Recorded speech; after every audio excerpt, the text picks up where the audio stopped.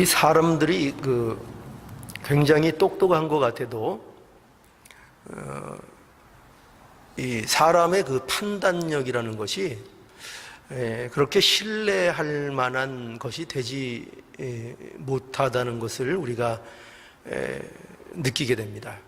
여러분들은 여러분들 자신을 얼마나 신뢰하실 수 있습니까? 여러분들이 판단하는 일들, 여러분들이 보고 선택하는 일들에 대해서 얼마나 여러분들이 그 자신 있게 이게 옳다고 말씀하실 수 있을까요?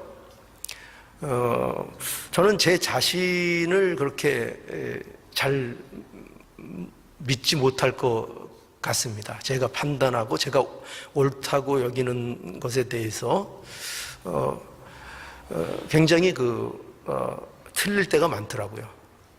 굉장히 틀릴 때가 많고 또 기억력도 제 기억력을 이렇게 신뢰를 100% 할 수 없는 경우가 많더라고요. 그래서 분명히 이렇게 내 기억 속에는 기억되고 있는데 우리 집사람은 전혀 이제 다른 얘기를 해서 깜짝 놀래는, 근데 그 집사람 얘기가 맞을 때가 많아요. 그러니까 제 기억이 분명하다고 느끼는데도 틀릴 때가 있더라. 그렇게 되는 경우가 종종 있는 것을 이제 보게 됩니다. 어떤 분이 이제 제가 TV를 보다가 하나 재밌는 시험하는 것을 봤습니다. 뭐냐면 사람이 똑같은 사람인데 그 사람을 쇼윈드 안에 이렇게 들어가게 하고 거기서 어떤 옷을 입히느냐라는 것을 통해서 사람들에게 저 사람이 뭘 하는 사람이냐 이렇게 물어보는 그 시험을 하는 것을 봤습니다. 똑같은 사람인데 허름한 옷, 청바지에 티셔츠 이렇게 입고 있을 때 지나가는 사람들에게 저 사람이 어떻게 보이냐 하니까 대부분 나오는 게 뭐냐면 저 사람은 이렇게 보니까 백수 같게 보이기도 하고 일자리가 없는 노는 사람처럼 보이기도 하고 이렇게 노동자 같이 보이기도 하고 식당 아저씨 같기도 하고 이런 이제 얘기들을 쭉 하더라고요. 그러면서 혹시 저 사람이 당신에게 데이트를 신청하면 받겠는가? 이제 여자에게 그렇게 보니까 저는 싫어요. 이렇게 대답을 하더라고요. 근데 똑같은 사람인데 양복을 멋지게 아주 입혀놓고 기름을 발라서 머리를 넘기고 안경을 쓰고 멋진 구두를 해서 세워두고 물어보니까 사람들이 누구 같습니까? 그러니까 분위기가 변호사 같은데요. 또 CEO 아닙니까? 회사 간부나 굉장히 지적으로 보이는데요. 이러면서 저 사람이 데이트 신청을 하면 어떡하시겠습니까? 그러니까 적극적으로 나온다면 데이트할 용의가 있습니다. 이런 이제 반응을 보이는 그런 이제 재밌는 시험을 제가 봤습니다. 이것이 무엇을 우리에게 보여주는가 하면 인간이 아무리 똑똑하고 아무리 객관적으로 무엇을 판단하고 자기가 잘 선택하는 것 같아도 인간은 그러지 못하더라고요. 겉모습, 외형적인 거, 외모 이런 모습에 대부분이 마음을 빼앗기고 거기 이상을 벗어나지를 못하더라고요. 그 이상을 볼 수 있는 능력이 인간들에겐 없더라고요. 이것이 어떻게 보면 간단한 시험에서도 여지없이 드러나는 것을 이제 보게 되죠.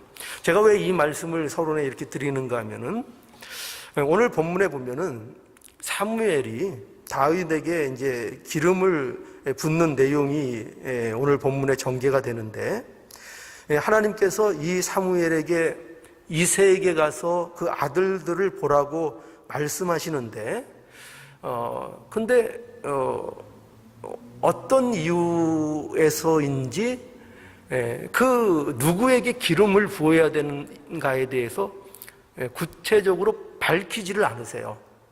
그러니까 어떻게 보면은 다윗이라고 이렇게 구체적으로 먼저 가기 전에 갈 때 밝혀주면은 뭐 가서 사무엘이 시행착오할 일도 없고, 그렇죠? 가서 다윗 어딨냐, 다윗 찾아라 해서 기름을 부으면 될 텐데, 근데 사무엘에게 하나님께서 다윗이라는 존재를 말씀하지 않으십니다. 말씀하지 아니하시고 그냥 그 이새에게 가서 아들들이 있을 건데 그 아들들을 보라고 이렇게 명령을 하십니다.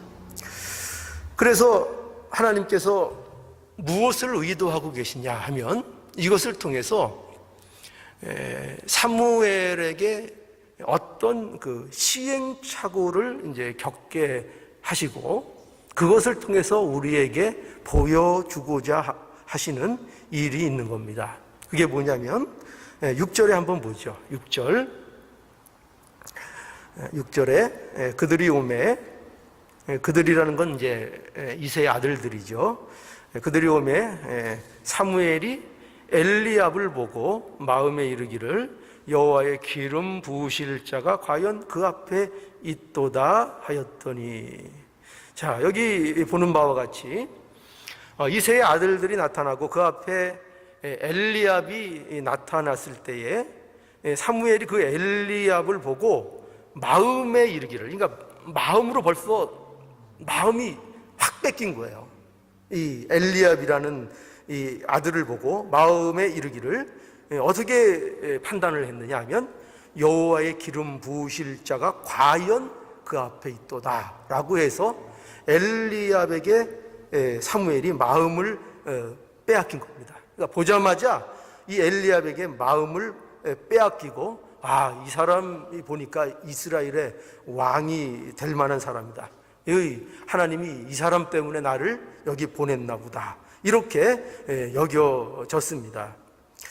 이렇게 사무엘이 마음을 엘리압에게 빼앗겼는데, 근데 중요한 것은 사무엘이 이 엘리압의 무엇을 보고 이런 판단을 했습니까? 무엇을 본 것이죠? 사무엘은 엘리압의 외모를 보고 판단을 한 거예요. 외모를 보고. 정말 사무엘은 엘리압의 외모를 보고 판단했을까요? 맞습니다. 그 증거가 어디 있습니까? 그 밑에 7절에 보면 명확하게 나오죠. 7절에 보면 여호와께서 사무엘에게 이르시되 그 용모와 신장을 보지 말라. 내가 이미 그를 버렸노라. 나의 보는 것은 사람과 같지 아니하니 사람은 외모를 보거니와 나 여호와는 중심을 보느니라. 라고 이제 분명히 이제 말씀을 하시지요. 그러니까 이 말을 볼 때 이 말, 그러니까 그 용모와 신장을 보지 말라라는 꾸지람을 사무엘에게 하시는 걸 봐서 지금 이 사무엘은 엘리압의 그렇게 판단하는 기준이 그의 외모를 본 겁니다. 그의 외모를 보니까 그의 용모와 신장이 왕다운 거죠. 훌륭한 거죠. 흡족할 만한 거죠. 그래서 사무엘이 그에게 마음을 빼앗겼는데 그걸 아시고 내가 그 용모와 신장을 보지 말라.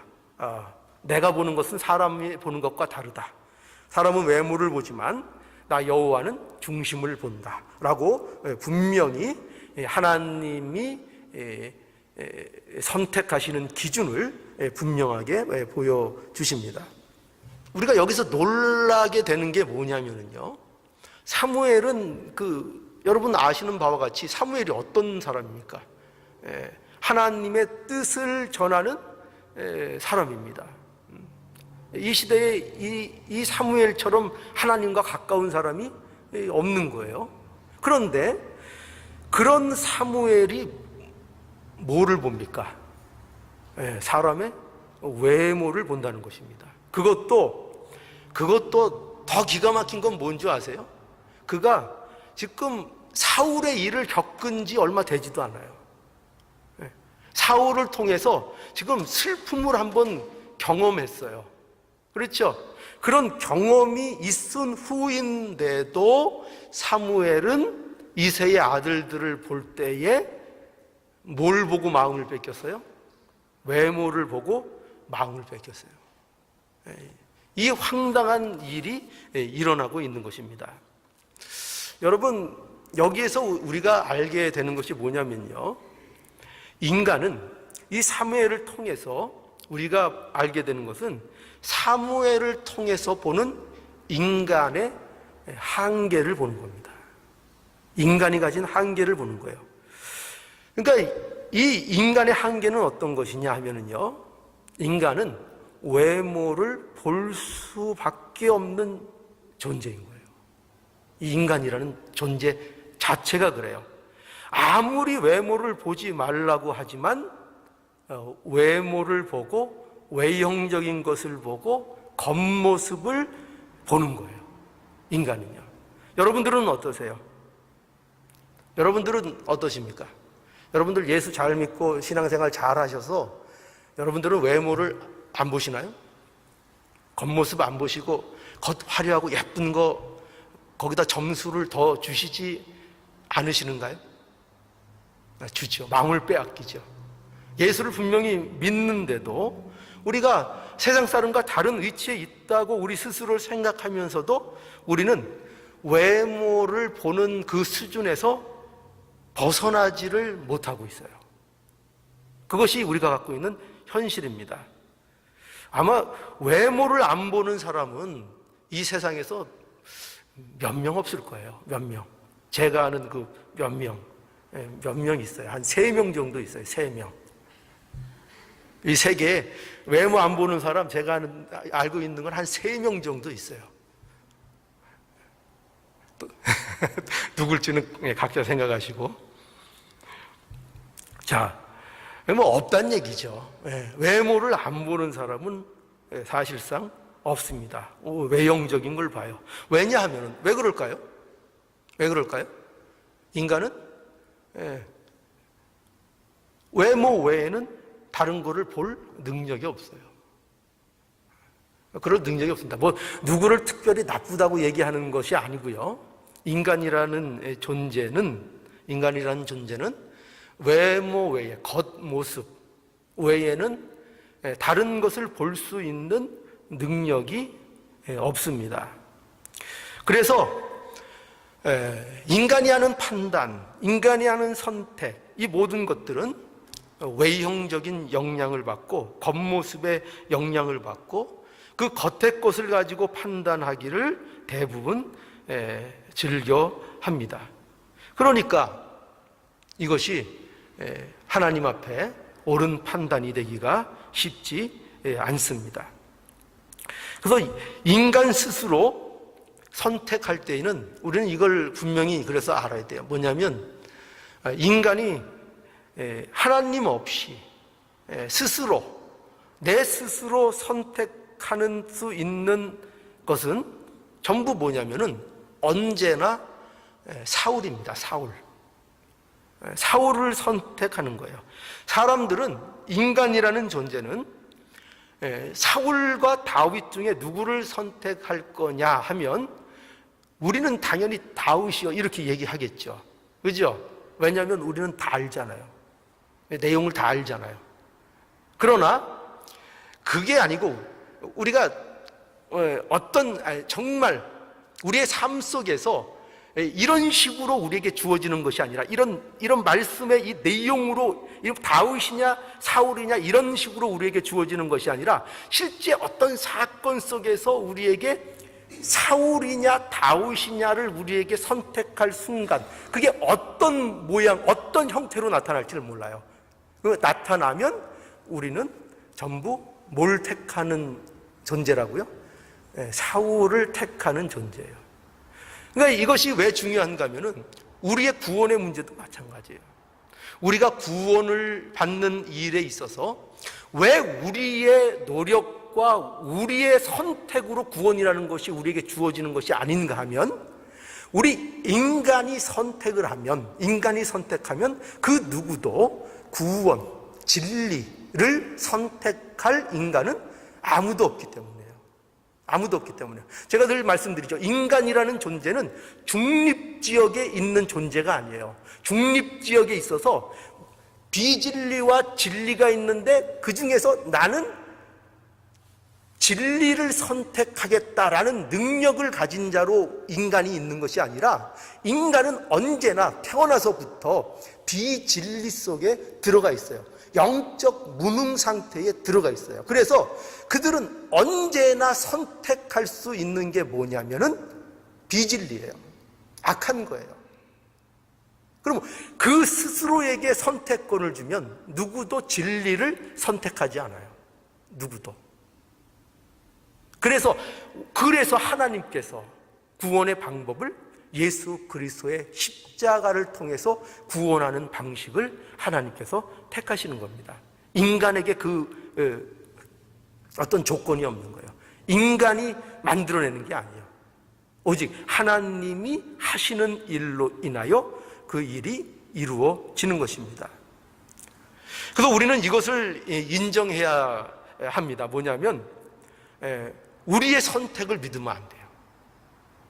우리의 선택, 우리의 판단, 그것은 언제나 우리가 하는 것은 틀릴 수 있다는 걸 알아야 되고, 언제나 우리는 내 선택을 따라가는 것 아니고 내가 옳다고 판단하는 것 따라가는 것 아니고 하나님의 판단, 하나님의 선택에 우리의 삶을 맡기는, 하나님의 선택을 따라가는 그 삶. 그러니까 하나님의 선택이 우리의 삶을 주장하도록 하는, 내 고집과 내 계획과 내 뜻을 내가 펼치는 자로 사는 것이 아니라 하나님의 선택과 하나님의 계획 아래 내가 들어가고 그것을 순종하여 나가는 그 삶, 그것을 우리에게 살 것을 말씀하고 있는 것입니다. 그래서 우리는 이 사무엘이라는 이 선지자의 이 모습을 통해서, 외모 보는 모습을 통해서 우리가 우리에게 진리를 우리가 선택하도록 맡김을 받았더라면 우리가 큰 어떤 낭패를 당했을 것이며, 하나님의 은혜이기 때문에 하나님이 우리를 이 진리 가운데로 우리를 인도하시기에, 그것이 하나님 손에 달려 있기에 우리에게 희망이 있고 우리에게 구원이 확실히 임하는 것이고 하는 것들을 우리가 알게 된다는 것입니다. 자, 그리고 또 하나는요, 오늘 이 본문을 통해서 우리에게 주시는 내용은 여기 있는 대로 하나님이 어떤 분이시냐 할 때에 하나님은 중심을 보시는 분이다 라는 것을 우리에게 분명히 다시 한번 알게 하는 것입니다. 그래서 하나님이 보시는 것은 인간이 보는 것과는 다르다는 것을 얘기하는데 중요한 초점이 있죠. 여기 7절에 나와 있는 것처럼 나의 보는 것은 사람과 같지 아니하니 사람은 외모를 보거니와 나 여호와는 중심을 보느니라고 해서, 이 말이 가지는 그 의미를 우리가 잘 보면 이것은 나는 다르다는 거예요. 하나님께서 사람은 외모를 볼 수밖에 없는, 외모로 모든 것을 판단할 수밖에 없는 그런 존재이지만 나는 다르다 이거죠. 하나님은 구별되다, 다르다. 나는 외모를 보지 않고 나는 중심을 보는 하나님이다. 이렇게 말씀하고 있는 것을 보게 됩니다. 사울과 다윗의 기름 부음 장면을 통해서 이것을 보여주시는 것인데, 사울은 외모로 판단된 자. 왜 여기서 이렇게 비교되고 있는가 하면은 사울은 외모로 판단된 자라고 볼 수 있고 다윗은 중심으로 판단된 자라고 볼 수 있어요. 자, 그래서 여기 우리 참고적으로 요거를 한번 짚고 넘어가 보죠. 12절 한번 볼까요? 12절. 이에 보내어 그를 데려오매 그의 빛이 붉고 눈이 빼어나고 얼굴이 아름답더라. 여호와께서 가라사대 이가 그니 일어나 기름을 부으라. 여기 이제 다윗에 대한 표현이 나와 있죠. 그러니까 이 표현은 지금 사울과 대조해서, 사울과 비교해서 다윗은 어떤 식으로 그가 평가되고 있는가를 이제 보여줍니다. 그런데 이 표현을 보면은요, 좀 이상해요. 좀 이상하죠? 뭐가 이상할까요? 우리 7절에 하나님은 어떤 하나님이라고 분명히 못을 박았죠? 하나님은 중심을 보시는, 외모 보지 않는다. 그죠? 외모를 보지 않는 하나님이요, 여호와는 중심을 본다는 것을 분명히 못 박았어요. 그런데 이상하게 여기 그 12절의 말씀을 보면은 다윗에 대한 설명이 여기 외모적인 평가처럼 보여요. 그렇게 안 보이십니까? 그렇죠? 앞에서 분명히 외모를 보지 말라고 했는데 여기는 또 다윗의 외모에 대한 평가처럼 보입니다. 여기 그의 빛이 붉고 눈이 빼어나고 얼굴이 아름답더라, 이렇게 묘사하고 있는 것을 이제 보게 됩니다. 그러면 좀 모순적이죠. 그렇죠? 아니 외모를 안 보신다고 했는데 또 여기 보면은 다윗이 왔는데 다윗이 이렇게 눈이 붉고 빛이 붉고 눈이 빼어나고 얼굴이 아름답다라는 이런 표현을 하고 그에게 기름을 부으라, 이렇게 이제 말씀하시는가 하는 것이죠. 이 표현은요, 우리가 좀 오해의 소지가 충분히 있습니다. 그런데 이것은 다윗의 외모의 그 어떤 빼어남, 이것을 설명하는 그런 내용이 아니고, 이 내용은 다윗이 왕의 조건, 왕다운 면모를 가지고 있지 않은 모습이었음을 표현하는 사실은 그 내용이에요. 이 내용이요. 그래서 이 표현은 무슨 표현인가 하면은 다윗이 쉽게 얘기하면 어린 아이와 같았다, 이 말이에요. 다윗이 어린 아이와 같았다. 즉, 이 표현은 그가 이스라엘의 왕으로서 볼 때 외모적으로 전혀 적합하지 않은 그런 모습을 갖고 있었다, 이거죠. 그러니까 여러분 보세요. 왕이라고 하면, 한 나라의 왕, 이 시대에는 군사적인 힘, 이런 것들이 굉장히 중요한 시대 아닙니까? 그러니까 왕이라고 하면은 굉장히 뭐라 그럴까요? 좀 힘도 있어 보이고 키도 크고 남자답고 좀 이렇게 굉장히 이렇게 건장한 이런 그 사람이 왕의 조건으로 맞지 않겠어요? 그런데 여기 표현해 보면은 빛이 붉고 눈이 빼어나고 얼굴이 아름답더라라고 해서 이것은 그가 어린 나이와 같아서 왕의 그 자격을 감당하기에는 터무니없이 뭐라 그럴까요? 부족한 그 모습을 묘사하고 있는 거예요. 안 그런 것 같습니까? 그러면 이게 보세요. 17장 42절에 한번 가보시죠.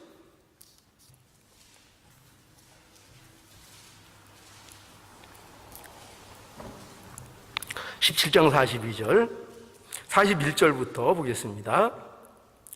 블레셋 사람이 점점 행하여 다윗에게로 나오는데 방패든 자가 앞섰더라.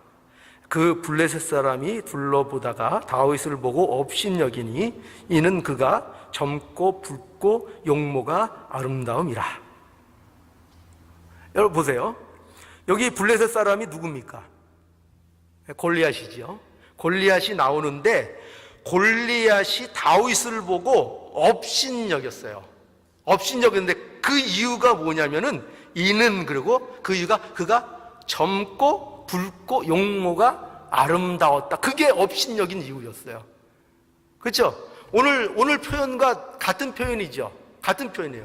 그러니까 이거는 여기서 보는 이 젊고 붉고 용모가 아름다웠다는 것은, 이것은 그가 얼마나 아직 싸울 용사로서의 어떤 강한 면모와 이런 면을 가지고 있지 않은, 아직도 어린애 같고 붉고 미소년 같은 그런 전혀 왕으로서는 적합하지 않은, 왕으로서 행사할 수 없는 그런, 누가 봐도 그런 자로 보였던 거예요. 그러니까 골리앗이 나왔는데 그런 어린애가 나와서 맞으니까 이게 우스운 거죠. 업신여긴 겁니다. 그 어린아이 같은 사람이 앞에 나와서 자기를 맞서겠다고 나와 있으니까요.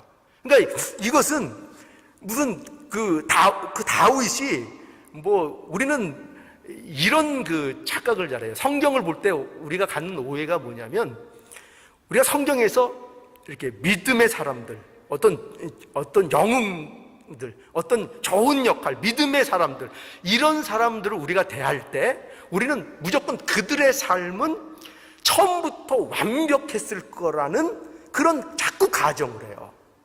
자꾸 그런 가정을 해요.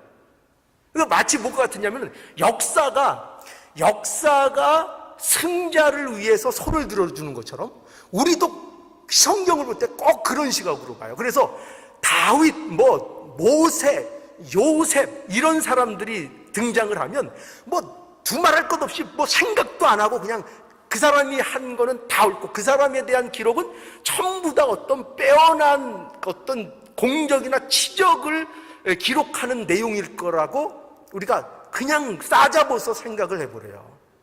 그렇잖아요. 역사도 승자, 그 과정, 똑같은 과정인데 승자가 되면 승자가 되어서 앞에 그 뒤에 일어났던 것들을 다 미화해버리잖아요. 그죠? 근데 패자가 되면 그 앞에 아무리 잘한 거가 있어도 다 뭐가 돼버려요? 다 그냥 못된 일이 돼버리는 거죠. 그러니까 역사는 언제나 승자의 입장에서 기록이 돼요. 승자의 입장에서. 그래서 이 성경이라는 것도 어떻게 보면은 이런 믿음의 사람들을 볼 때 보면은 우리가 성경은 그런 의도로 기록하고 있지 않은데도 우리는 성경을 왜 그렇게 다윗이니까 다윗은 어렸을 때부터 남달랐을 거야. 그래서 마치 하나님이 필요 없는 존재였는데 하나님이 그래서 너무 기특해서 데려다 쓴 것처럼 그렇게 오해하면 안 돼요.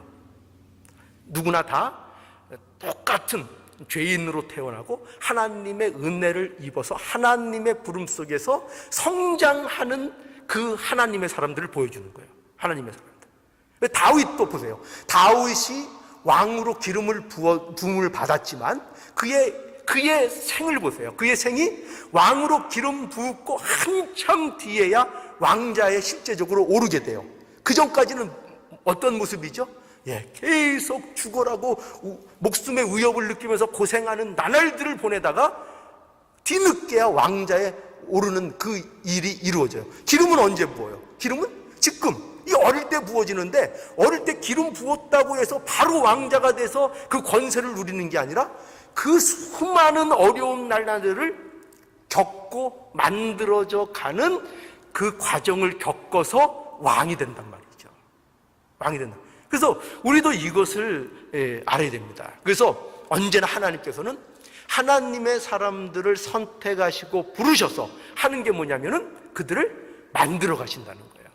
하나님의 자녀다운 자들로, 하나님의 자녀로서의 그 내용, 그 믿음의 깊이가 채워지도록 항상 역사하시고 만들어 가시는 그 하나님 것을 이제 보게 됩니다.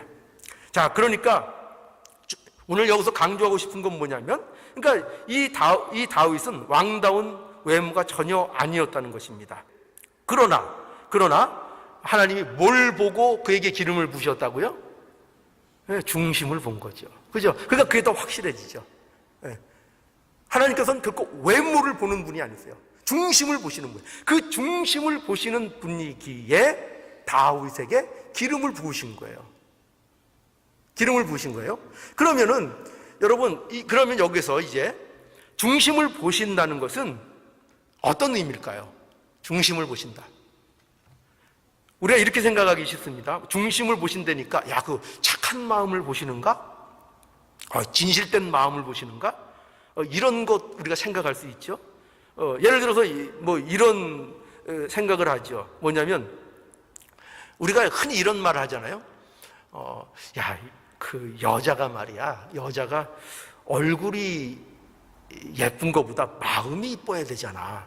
이런 말들 많이 하죠. 그런 말들 많이 합니다.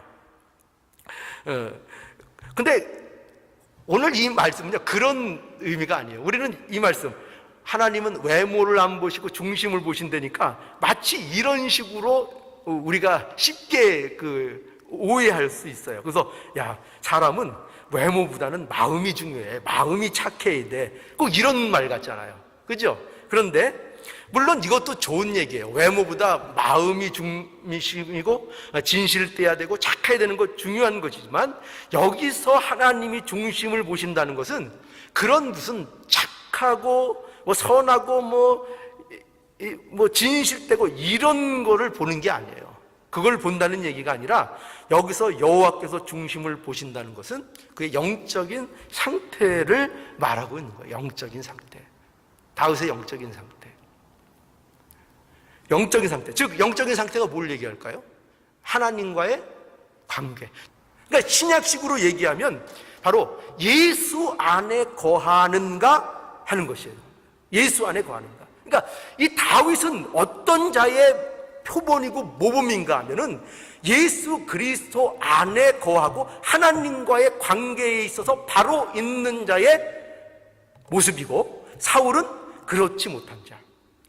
사울은 그러니까 아무리 외형적으로 종교적인 모습을 갖고 있어도 하나님과의 관계에서 옳지 않은 관계 속에 있는 사람이 있을 수 있고, 이처럼 다윗처럼 하나님과의 관계에 있어서 옳은 사람이 있을 수 있다는 것이죠. 여러분, 이 예수 그리스도 안에 거하는 거 말이죠. 그리고 하나님과의 관계에 있어서 바로 되는 거, 이거 외에는 전부 다 모든 것이 외모라고 얘기할 수 있는 거예요. 외모를 보는 거라고. 그러니까 하나님께서는 인간을 보실 때 딱 두 가지 측면을 보시는 거예요. 두 가지 측면. 뭐냐? 그리스도 안에 있는 자들이냐, 그리스도 밖에 있는 자들이냐. 이거로 대표적으로 나눈 거예요. 그리고 우리에게 그리스도 안에 있는 자들에게 하나님께서 항상 뭘 하시어요?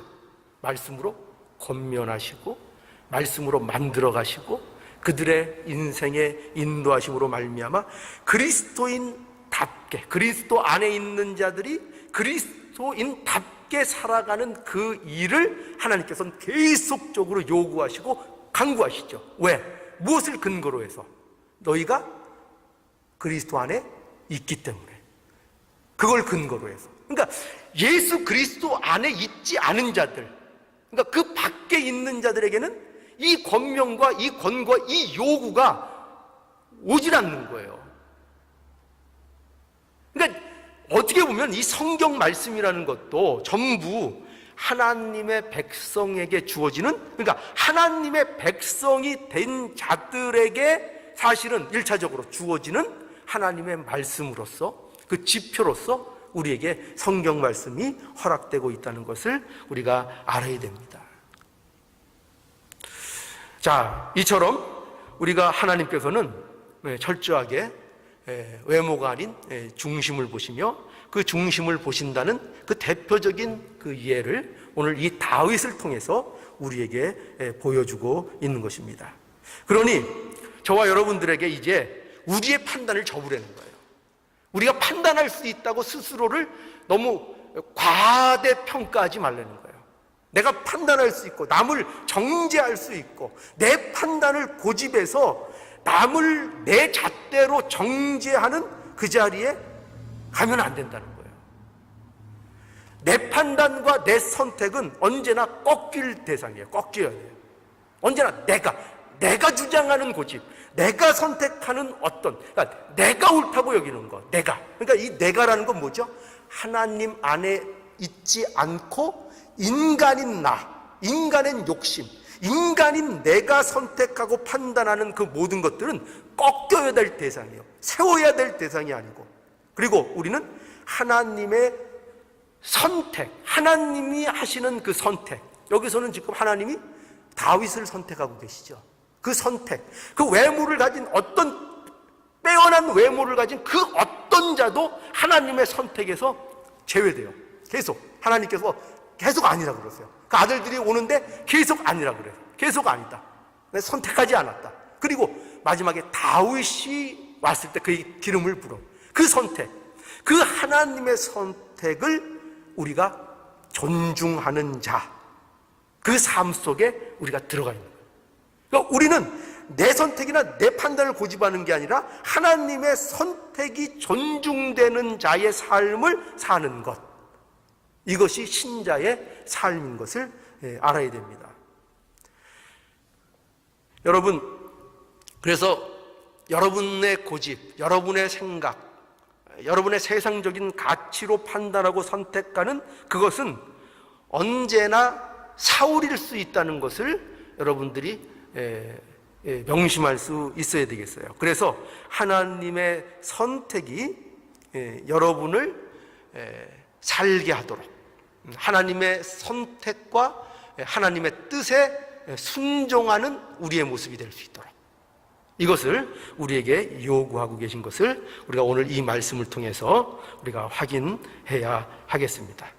하나님의 선택을 언제나 순종해서 따라가는 저와 여러분들의 깊은 삶이 되기를 오늘 말씀을 통해서 간절히 당부합니다.